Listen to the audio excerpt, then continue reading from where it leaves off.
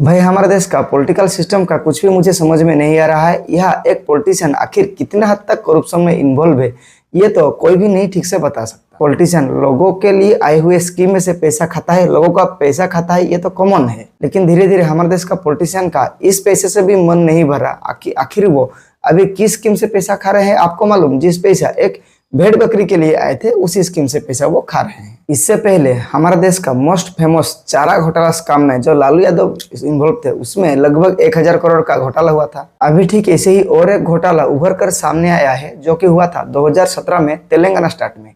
और तेलंगाना स्टेट में उसी टाइम में चीफ मिनिस्टर थे के चंद्रशेखर राव, जिनका पॉलिटिकल पार्टी का नाम है तेलंगाना राष्ट्रीय समिति दल।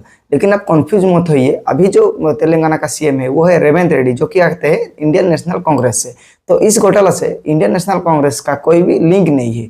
ये स्कीम लॉन्च हुआ था 2017 में। 2017 में तेलंगाना गवर्नमेंट ने एक स्कीम लॉन्च किया था जिनको कहा जाता है ship rearing development. Ship rearing development scheme के तहत तेलंगाना में जरूरतमंद लोगों को 20 फीमेल शिप और एक मेल शिप दिया जाता था। और इस प्रोसीड्यूर में जितना भी खर्चा आता था 75% तेलंगाना गवर्नमेंट बेयर करती थी और 25% जो शिप लेने वाला था वो देता था। लेकिन अकॉर्डिंग टू सीएजी रिपोर्ट, इस स्कीम में पूरा वाइडली करप्शन हुआ था। लगभग 1000 करोड़ से ज्यादा इस स्कीम का टोटल बजट रखा गया था 5000 करोड़। उसमें से सीएजी का मानना है कि 1000 करोड़ से ज्यादा ही घोटाला तो जरूर हुआ होगा। जिनको शिप दिया गया है उनका कुछ भी प्रॉपर डाटा ही नहीं रखा गया। मतलब आप किसको गवर्नमेंट के स्कीम से शिप मतलब भेड़ को दे रहे हो, आपको कम से कम डाटा तो रखना चाहिए, किसको गया, क्यों गया, किस पर्पज में गया। लेकिन टोटल जो जिसको भेड़ बकरी दिया गया उनका डाटा ही स्टेट गवर्नमेंट के पास अवेलेबल नहीं था। एक ही इनवॉइस यूज करके वो 20-30 बार ट्रांसपोर्टिंग दिखा रहे थे कि जिस मोड में शिप को ट्रांसपोर्ट किया जाता।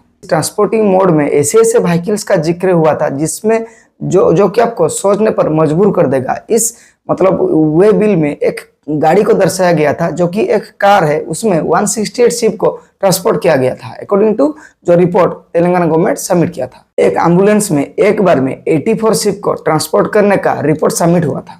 ऐसे करप्शन को और एक नेक्स्ट स्टेप आगे लेने के लिए तेलंगाना गवर्नमेंट ने रिपोर्ट में सबमिट किया था कि एक बाइक और एक ऑटो में एक बार में 126 शिप को ट्रांसपोर्ट किया था। आप सोचिए, एक बाइक में भला एक बार 126 कैसे जाएगा? एक बाइक में 5 लोग ठीक से नहीं जा पाएंगे तो 126 मतलब भेड़ एक साथ में एक बाइक में कैसे जाएंगे? इस करप्शन का एक नया किस्सा सुनिए आप। ट्रांसपोर्टिंग के लिए एक ट्रक का बिल बनाया गया जिसमें बताया गया कि एक ट्रक 75,000 किलोमीटर 2 दिन में ट्रांसपोर्ट मतलब सफर तय किया। यह 75,000 किलोमीटर कोई छोटा मोटा डिस्टेंस नहीं है।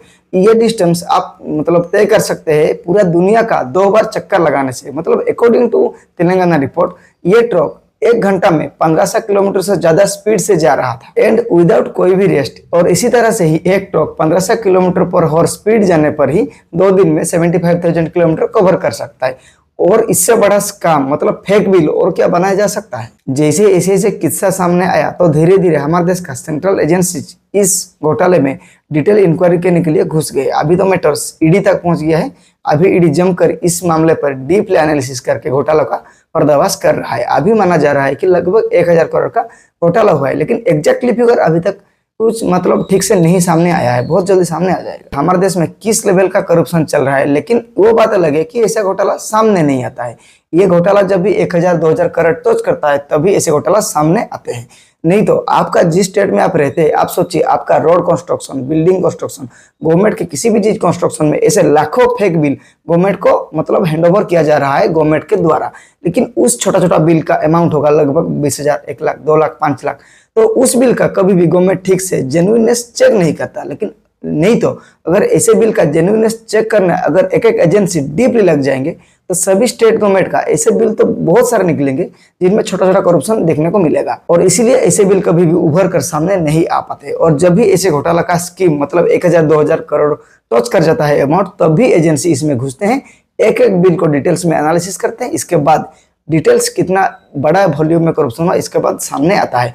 नहीं तो करप्शन हमारे देश में आपके चारों ओर अगर आप फेर लोगे तो सब जगह करप्शन है, ये आपको साफ दिख जाएगा। इस घोटाला को भी आप छोटा मोटा मत मानिए। लालू यादव तो चारा घोटाला किए थे जो पूरा उस टाइम में अभी तक पूरा देश का न्यूज बना हुआ है।